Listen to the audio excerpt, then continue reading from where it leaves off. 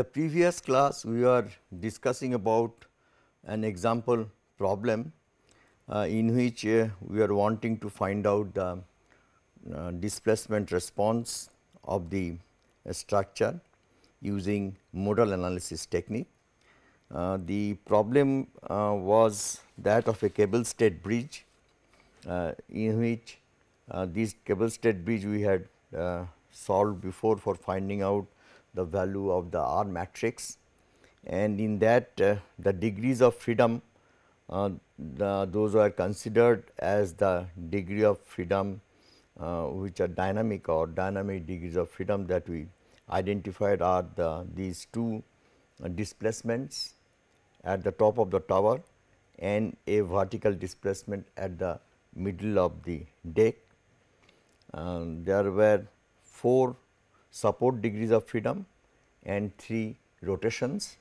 So, we condensed out the rotational degrees of freedom first and then formed a 4 plus 3 7 by 7 matrix.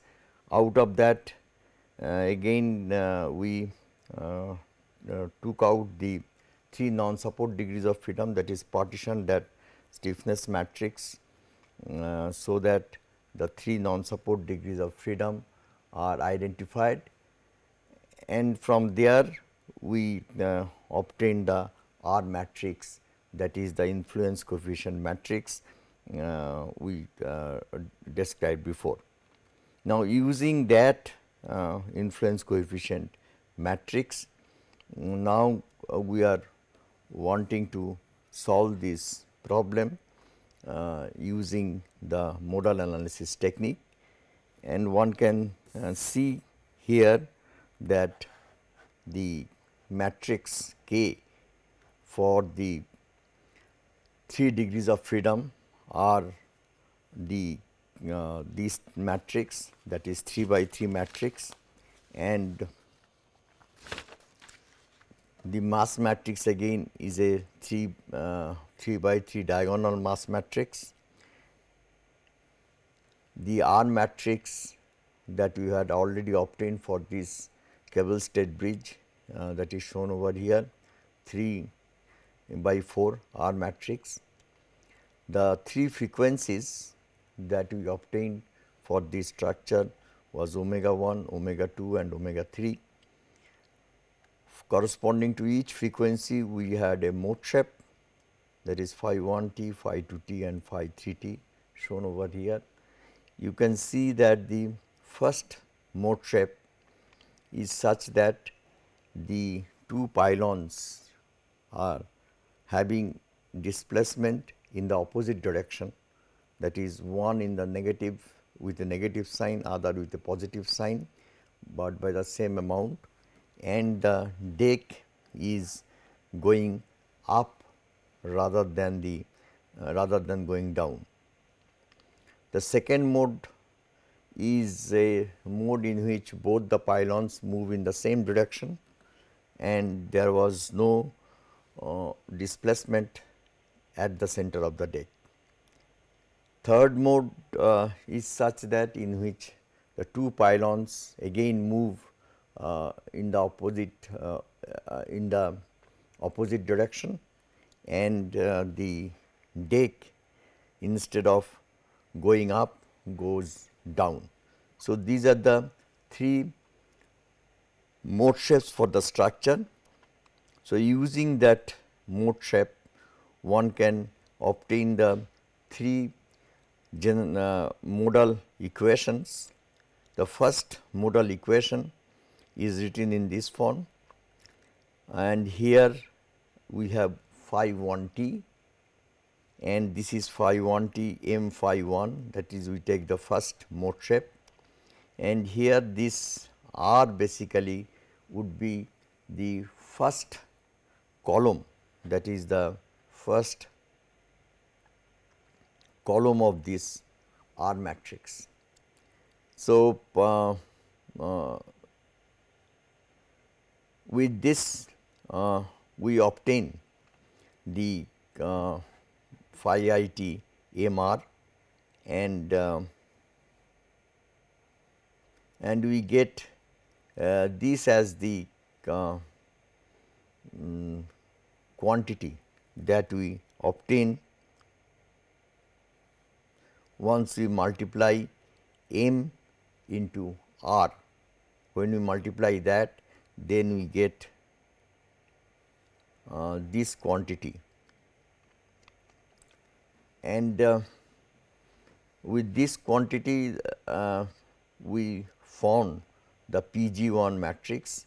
That is, in forming the PG1 matrix, we multiply 1.474 into x double dot G1 plus 0.008 into x double dot G2 and so on, and add them together to get the load at a particular time t for the PG1 load. So, this PG1 is a time dependent load which is called the generalized load, and at every instant of time t one can obtain a value for this using this equation. Delta t is taken as 0.025.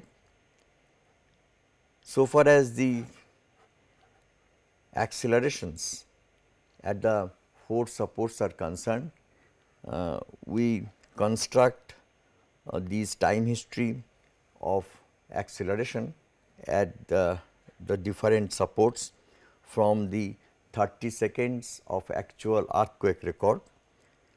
Since we have 4 supports, so we have got 3 spaces in between, and if we assume that 5 second is the phase time lag between the 2 supports, then the total record of the excitation would be 30 plus 15 second, that is 45 second. X double dot G1 will have first 30 seconds as the actual earthquake record, and rest of the 15 seconds will have 0 values. Similarly, x double dot G2 will have first 10 seconds as 0 values, then there will be 30 second of the actual earthquake record, and the last 5 second will be again 0 values. That way we can obtain the time histories of excitation for all the supports, and then we perform the analysis using the modal analysis technique. The results are shown over here. This is the first generalized force, the time history of that is plotted over here. This is the second generalized force, it is plotted again over here, and we have taken a plot up to 35 second. In fact, you can see that after 30 second these values of the generalized load are very small.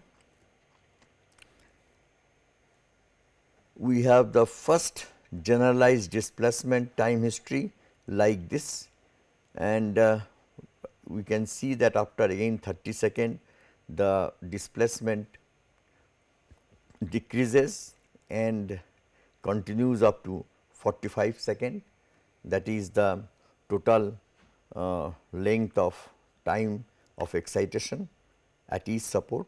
Therefore, we have the responses up to 45 seconds. This is the second generalized displacement that is again shown over here. We solve the problem both using the time history analysis and the frequency domain analysis using modal analysis technique.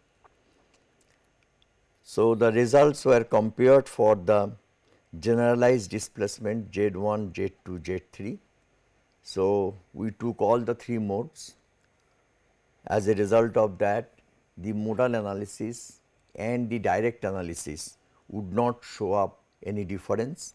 If we had taken less number of modes for solving the problem, there would have been a difference between a direct analysis and the modal analysis, because in the direct analysis we take the contributions from all modes, whereas in the modal analysis the number of modes that we consider in the analysis depends how we choose the number of modes that is considered to be important. So, therefore, many a time we do not take contribution from all the modes and we may be taking the first contribution of the first few modes. In this particular example, we have taken all the 3 modes and the solution obtained from the time history and frequency domain analysis.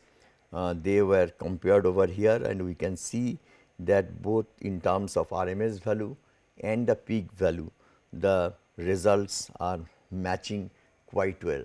The reason for this is that while performing the time history analysis, we assumed 0 displacement and 0 velocity in the beginning. That is, the initial condition was 0 and 0. Therefore, the transient part of the solution was not significant at all, and the time history and frequency domain analysis, they matched very well in terms of RMS and peak values. The crucial point in the modal analysis is the number of modes that is to be taken into analysis. For example, if we have a structure having 100 degrees of freedom, then we will have 100 mode shapes and 100 frequencies. And one of the objective of the modal analysis was to obtain a problem which would be uncoupled problem, that is, a coupled differential equation need not be solved.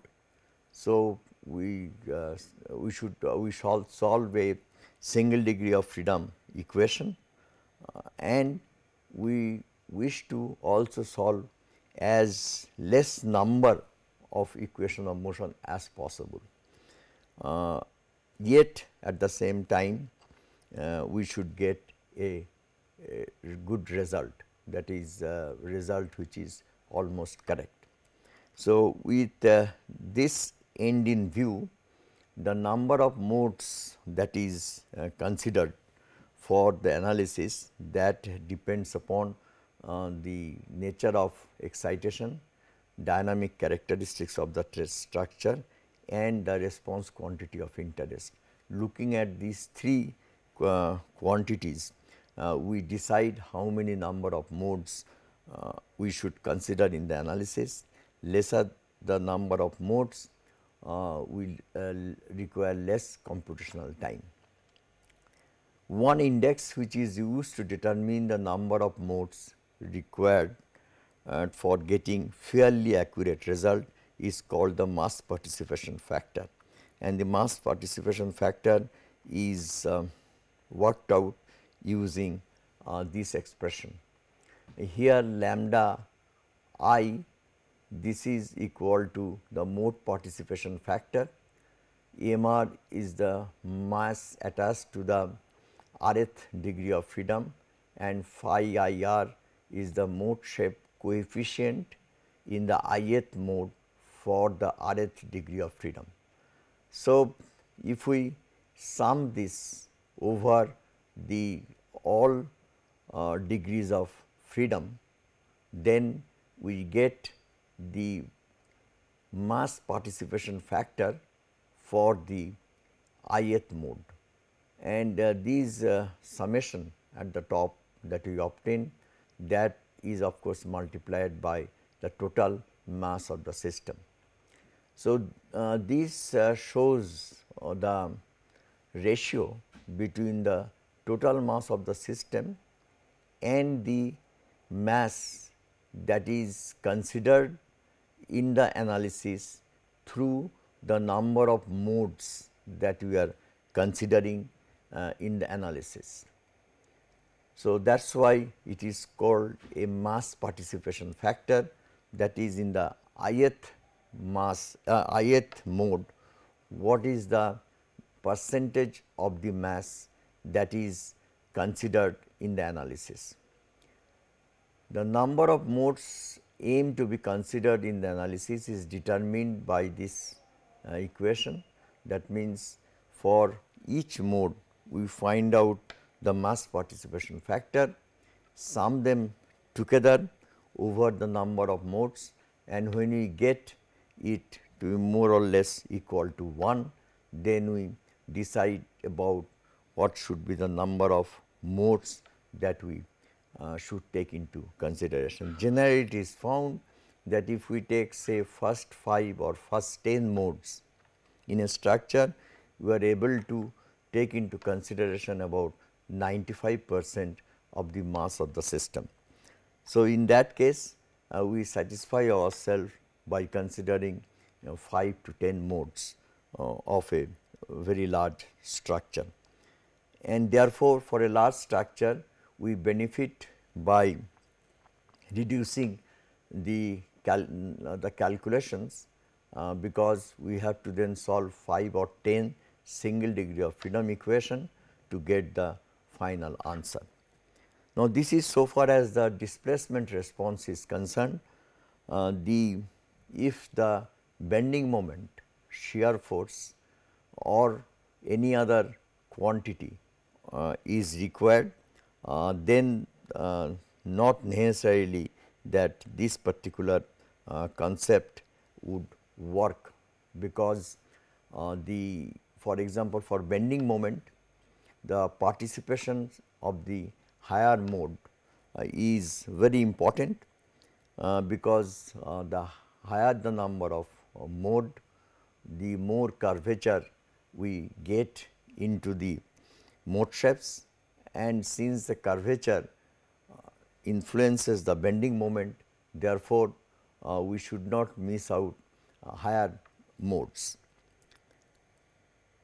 So, this general guideline is applicable for finding out a good displacement response.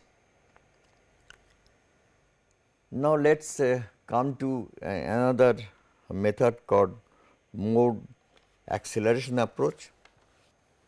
It was evolved because of the fact that we wish to obtain a very good response of any type, that is whether bending moment, shear force or displacement, with less number of modes. That is our intention. Therefore, the classical mode summation approach, that is the classical modal analysis technique, is improvised to obtain a method which is called a mode acceleration method or mode acceleration approach. It is found that this mode acceleration approach provides a good estimate of the response quantity with few number of modes, and the reason for this is shown over here. If we write down the equation of motion for the ith mode, then the equation would look like this, where lambda I is the mode participation factor in the ith mode, z I is the generalized displacement in the ith mode. This equation can be now rewritten in this form, that is z I is equal to 1 by omega I square into minus lambda I x double dot g, that is we divide this by omega I square.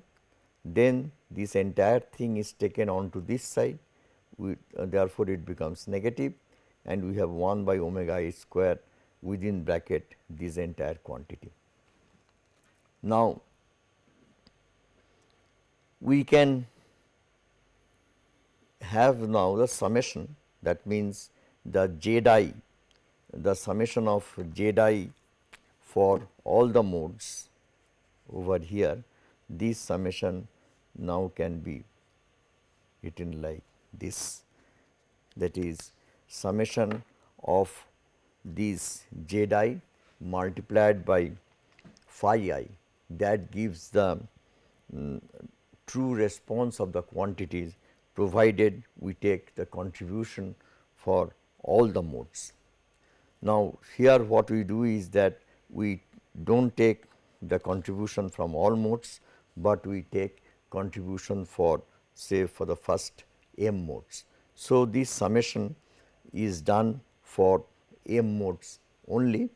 So, therefore, this summation is also made for m modes and this summation is also done for the m mode.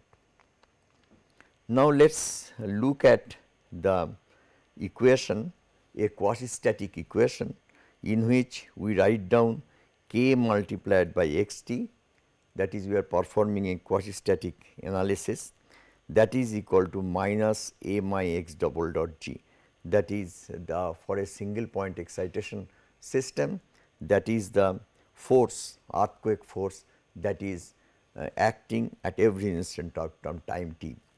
So, for this basically if we solve this equation, we will get a quasi-static response of x t, not the dynamic response.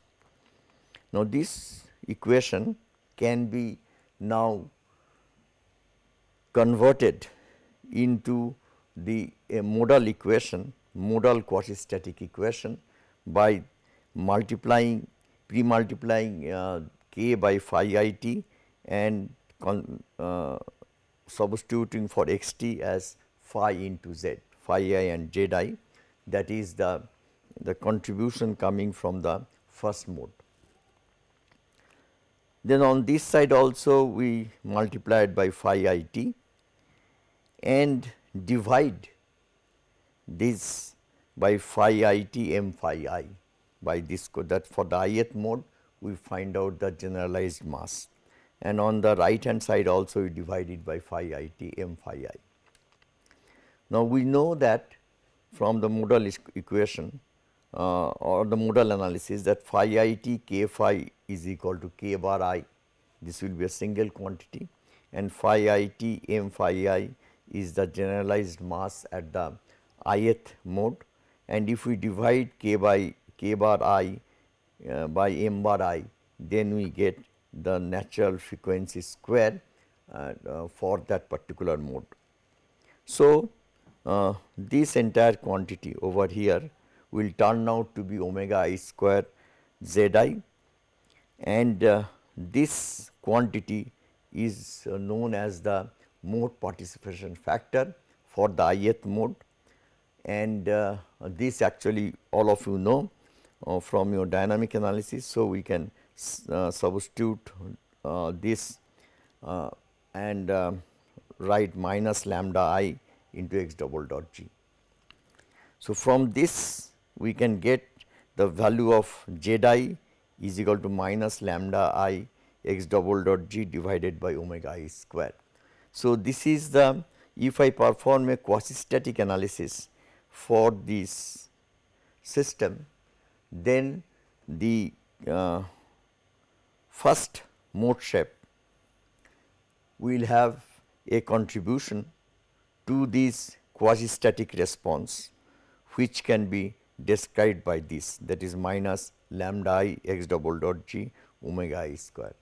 Now, if we look into this equation, so this equation is nothing but a summation of this quantity, that is the first generalized displacements contribution to the quasi-static response in the ith mode, and that is summed over for all the modes or m number of modes, that is what I said before.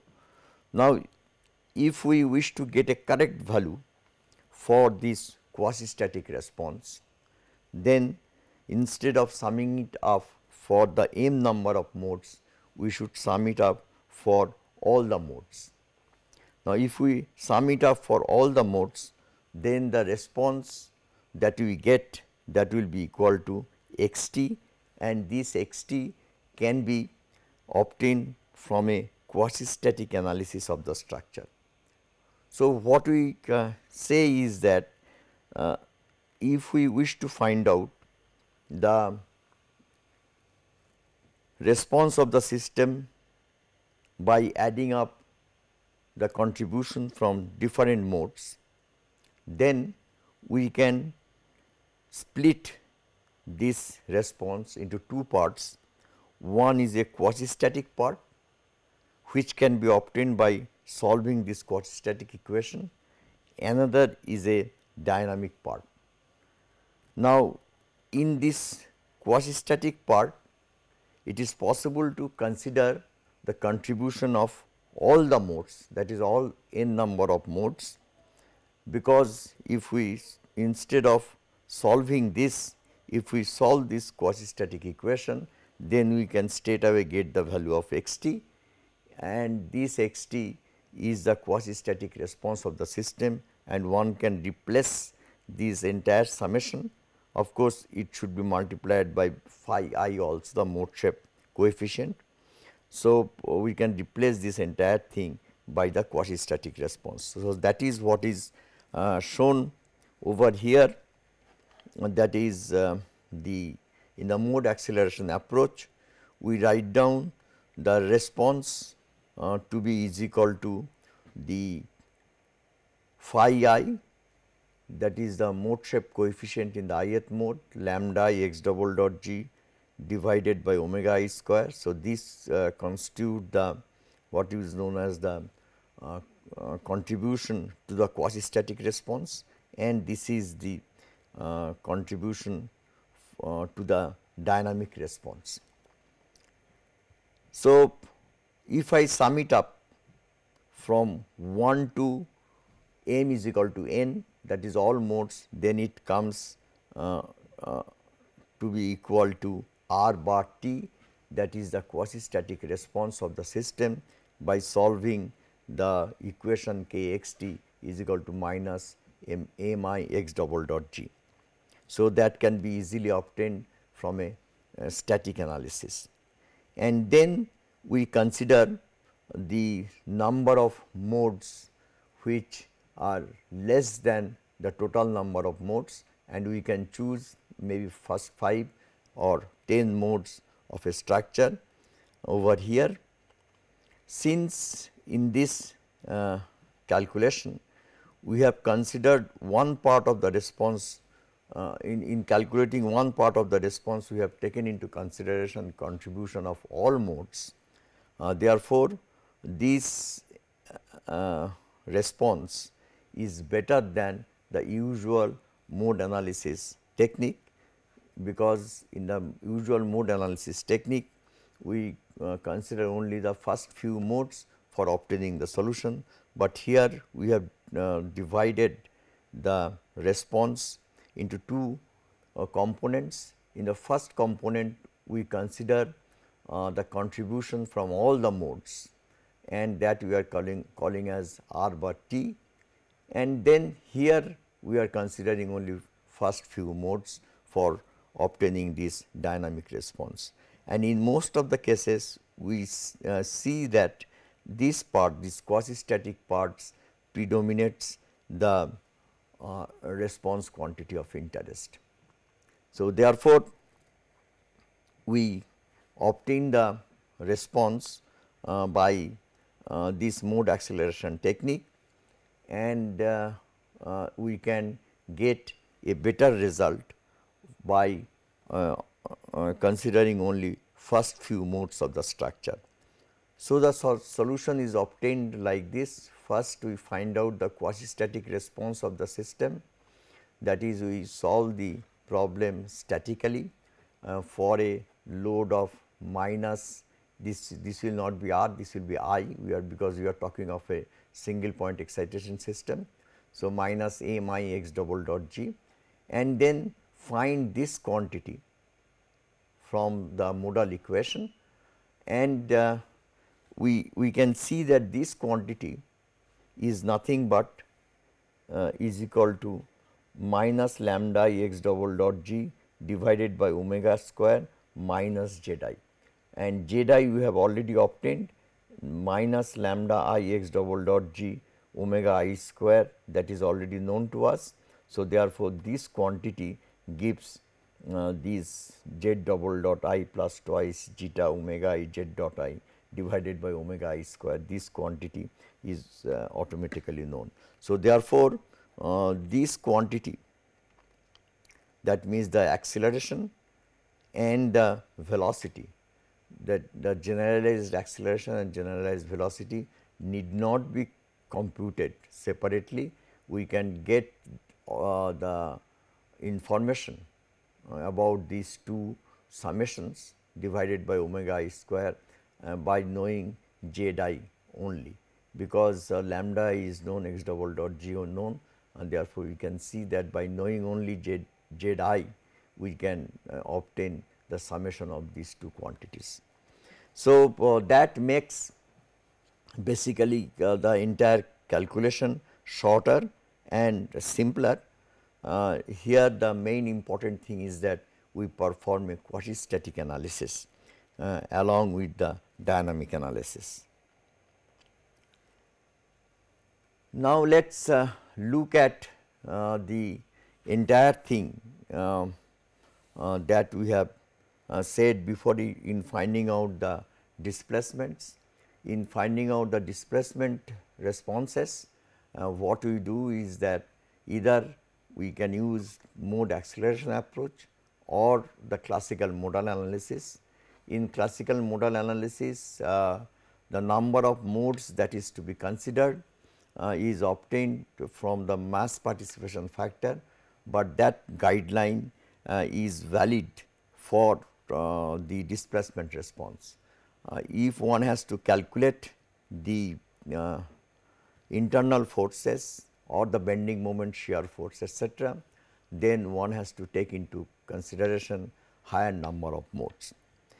If we use the mode acceleration approach, then for any response quantity of interest, we can obtain a better estimate of the response quantities by using less number of modes. In that, we perform two analyses, one a quasi-static analysis in which we consider the contribution from all modes, and the other is a dynamic analysis in which we need not calculate the generalized acceleration and generalized velocities. By knowing the generalized displacement itself, we can obtain the contribution that is coming from the dynamic analysis, and that contribution may be considered only for first few modes, and we can sum them together.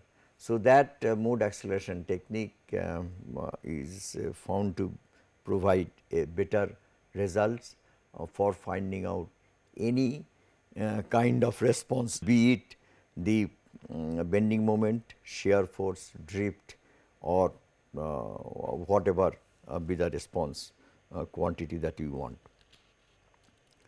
Now, let us look into how we can find out the bending moment and shear forces in a particular structure, because the dynamic analysis that we have talked about so far provides us the displacement, and from that displacement we have to finally calculate the bending moment and shear force in each of the members, that is called the internal forces. Now, one can obtain these internal forces by two approaches. First approach is that once we know the displacements at every degree of freedom of this structure, and since we know the member properties, or in other words the stiffness matrix for individual members, then from that one can obtain the bending moment and shear forces. So, let us look at that, how do you do this.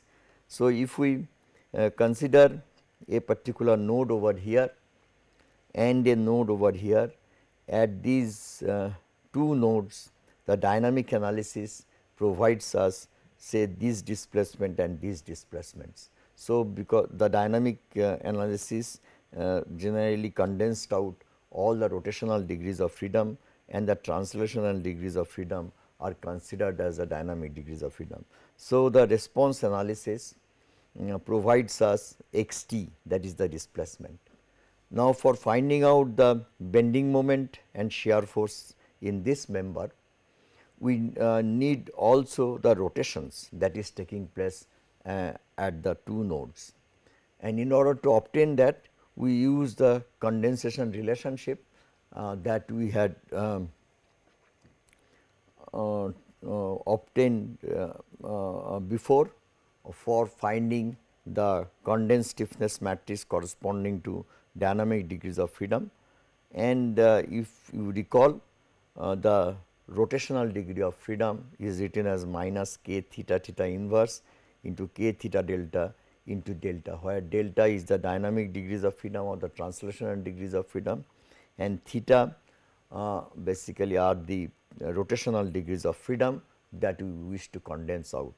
So, we substitute in the other set of equation this theta, and by substituting that we get a condensed stiffness matrix which corresponds to only delta degrees of freedom, and k theta theta is the partitioned matrix corresponding to theta degrees of freedom only, and k theta delta is the coupling matrix between the rotation and the displacement degrees of freedom.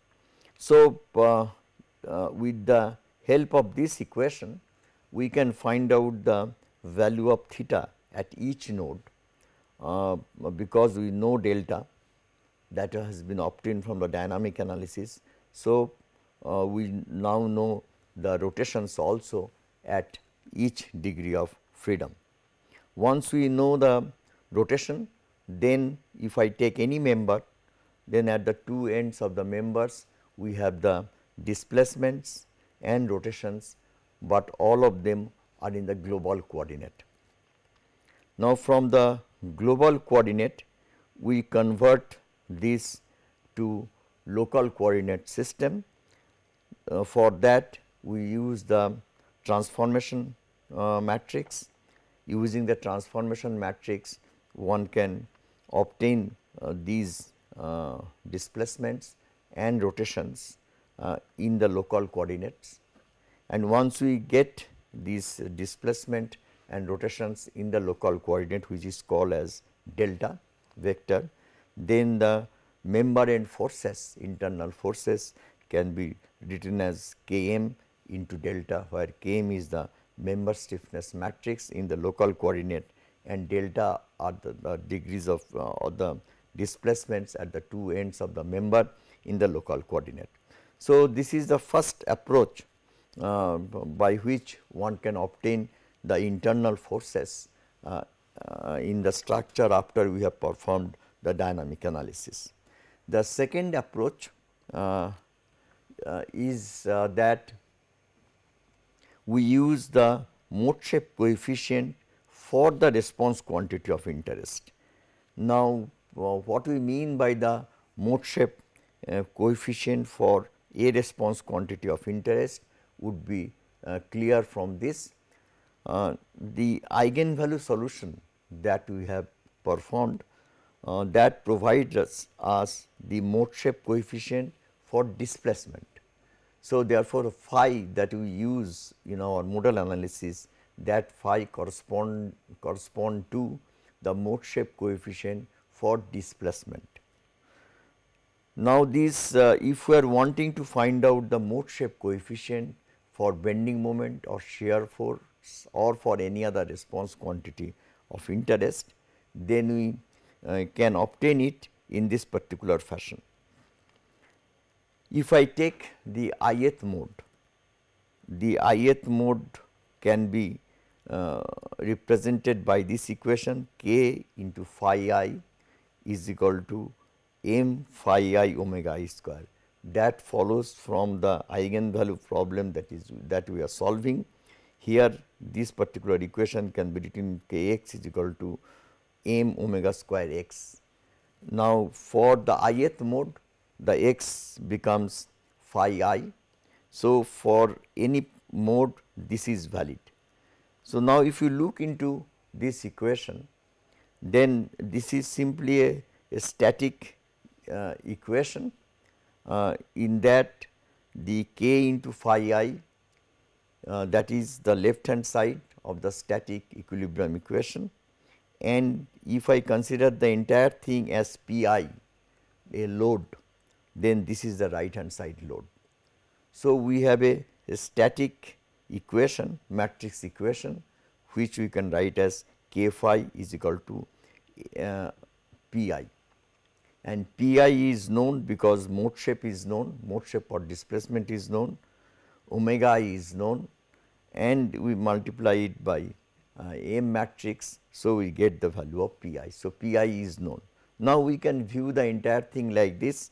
In the first mode, this equation represents that as if the entire structure is subjected to a static load of Pi, and if I analyze it, then the displacements that we will get will be equal to phi I. Once we know the value of the displacements phi I, then from there one can find out the bending moment and shear force for any element, and we will proceed as before, that is first from the displacements we will obtain the rotations, and once we know the rotations, then one can get the values of bending moment and shear force at the ends of any element or any member. So, therefore, these bending moment and shear force that I will get for a particular mode by solving this equation, that is solving this static problem, then that bending moment and shear force is called the mode shape coefficient for bending moment or shear force or any response quantity of interest. So, we can sum up like this, that usual eigenvalue solution provides as a mode shape coefficient for displacement. If we wish to find out the mode shape coefficient for any other response quantity of interest, then we can solve a static problem in which we apply a static load in each mode equal to m into phi into omega I square as a static load, and for that we find out the bending moment shear force on any response quantity of interest, and that quantity will be called as the mode shape coefficient for that response quantity of interest. So, what we do is that then we use the usual mode summation technique. X t is equal to phi I into z I is equal to 1 to m, whatever mode we wish to consider, number of modes, we sum it over there, that is the displacement. Similarly, if I want to find out bending moment at any particular section, then we sum it up for all the modes, this product, that is phi bending moment I, that is for the ith mode the bending moment that you have obtained, that is the bending moment coefficient for that mode multiplied by z I. So, one can obtain the bending moment shear force or any internal forces by this technique as well. It depends upon the individual which technique they prefer, but in the beginning of the program, if one can compute after finding out the mode shapes for the structure, if one can find out the mode shape coefficients also for different response quantities and store it, then this method turns out to be a better method for finding out the different quantities of interest. Next we come to the state space analysis. If we wish to obtain again the modal analysis or use the modal analysis technique for the state space equation, then we follow in the same fashion, that is we use zt, we write down the displacement zt is equal to phi into q, where phi is the mode shape matrix and q is the generalized displacement. and then substitute into the state space equation, and the state space equation is of the form of z dot is equal to Az plus Fg, we have seen before. So, in place of z dot we write down phi into q dot, it comes from this equation, and in place of z we substitute phi into q, and then we add on to it the Fg, that is the load vector. Then this is multiplied pre-multiplied by phi inverse on this side. So, on this side also we pre-multiplied by phi inverse, and this load vector also is multiplied by phi inverse. So, since phi inverse phi will provide us a diagonal unit matrix, therefore, that diagonal unit matrix multiplied by q dot, that becomes a diagonal matrix consisting of only q dot I, and phi inverse A phi again becomes decoupled, because that is the property of the eigenvalue. The eigenvalues, that is the eigenvectors, rather it is the property of the eigenvectors, and the property of the eigenvector is that it is orthogonal to the A matrix. So, therefore, this product, that means this product of these three matrices again becomes a diagonal matrix, and once it becomes a diagonal matrix, then there we get two n uncoupled equations, where n is the degree of freedom, and each equation is a first order differential equation, and in this first order differential equation lambda I, that becomes the what is known as the eigen values of the matrix A. So, we can write down such equations which will be 2n in number. Next, for solving this problem in time domain, each one of these uncoupled equation will require initial condition. So, this initial condition is obtained from that is q0, if we wish to find out, that means this equation is in terms of the generalized coordinate, whereas the z is the actual coordinate system or the structural coordinate system. So, since we are solving the equation in the modal coordinate system or the generalized coordinate system, then we have to provide the proper initial condition in terms of the generalized coordinate. So, that we obtain by this inverting, that means finding out q over here, q is equal to phi inverse z. So, that is what we write in this equation. So, q0 is equal to phi inverse z0, and from there we get the initial condition that is to be used for solving each one of the modal equation in the generalized coordinate. In fact, in the same way we should find out the initial condition for all the modal equation that we have shown for the second order differential equation that we solved before. So, both in the case of a state space analysis and the usual second order solution of the coupled second order differential equation, we need to find out the initial condition and corresponding to the generalized coordinate, and for actual coordinate we know the initial conditions. So, the relationship that exists between the initial condition of between the generalized coordinate and the actual coordinate system, that relationship is shown over here. So, we require in that case the phi inverse. If we wish to solve the problem, that means in the frequency domain for the state space analysis, then we take up again this equation and treat it as a single degree or a single state space equation, and this single state space equation for that H j omega is written as I omega minus lambda I to the power inverse of it.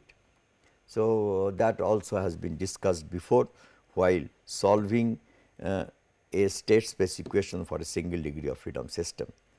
And in the frequency domain, as before, we use the FFT algorithm, that is we first find out the frequency contents of the response by multiplying H j omega with the frequency contents of the load, generalized load, that is this is the generalized load phi inverse f g, that will be generalized load, that will be Fourier synthesized. After it is Fourier synthesized, we multiply with H j omega, and then we add on to that the complex conjugate, and the entire numbers would be given as an input to IFFT, and the IFFT would provide us the responses in time.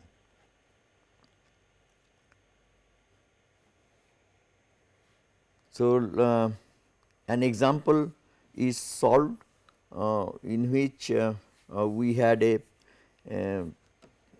problem of this type, a simple frame, and it is subjected to the same ground acceleration at the two supports, and for that this is the K matrix, this is the M matrix, and these are the 4 frequencies of the system, and these are the 4 modes corresponding to the 4 frequencies, and we obtained a C matrix for that, finding out alpha and beta from the first 2 frequencies, and once we get the C matrix, then we can obtain the state space matrix A for the entire thing and go for a state space analysis.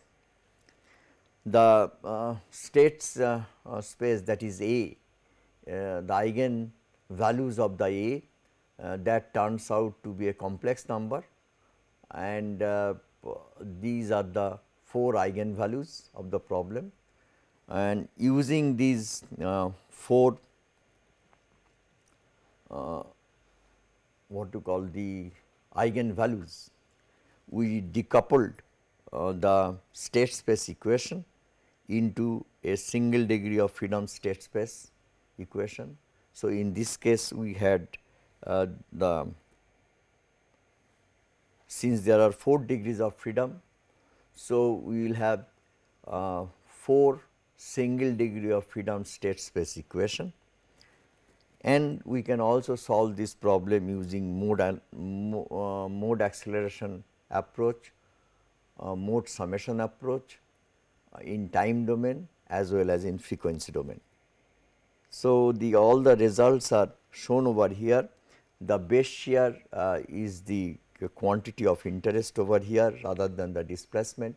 Therefore, you can see that here we are wanting to find out the response quantity as base shear. Therefore, it is possible to solve the problem in 2 different ways, either by finding out the base shear directly from the displacements that we get at different stories and finding out the forces at each story level and sum them together to find out the base shear, or we can straight away find out the mode shape coefficient for the base shear and in each mode and multiply it by Zi and sum it over the number of modes that we consider.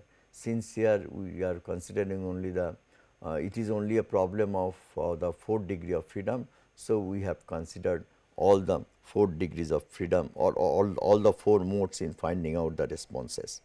So, this result shows that by mode acceleration approach the responses that we have obtained for the base shear. These shows the same response, that is the base shear, using the state space analysis, and both these analyses are obtained.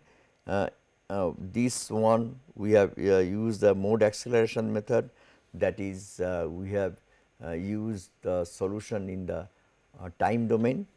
Here we obtained by the state space analysis. Here we have used the frequency domain analysis, that is we have Fourier transformed the load and use the response or obtain the responses using FFT. Now, at the end of this chapter, that is chapter on the response analysis for a specified ground motion,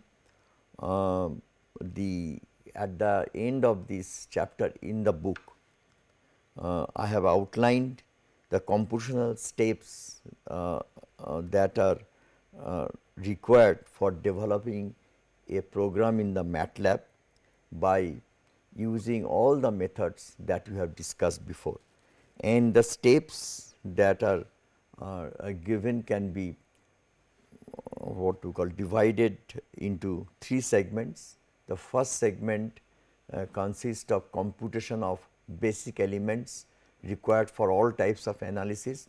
For example, you have to obtain the overall stiffness matrix, then condensed stiffness matrix, then from the condensed stiffness matrix again the non-support degrees of freedom and support degrees of freedom matrices, they are isolated, then coupling matrices are considered. So, all these and then one can obtain the quasi-static analysis of the system for the ground motion, the mode shapes frequencies, and for each mode shape one can also find out the mode shapes for the bending moment, shear force, etc. All these kinds of computations are contained in the first part of the program, and the results can be stored. In the second part of the program, the time domain analysis, direct, modal and mode acceleration approach and state space approach, all of them are outlined, and one can obtain the solution of any problem or any structure in time domain. And the third part or the last part is the frequency domain analysis, covering again all the cases that we have considered in the time domain analysis, that is the direct analysis, modal analysis, state space analysis, so on.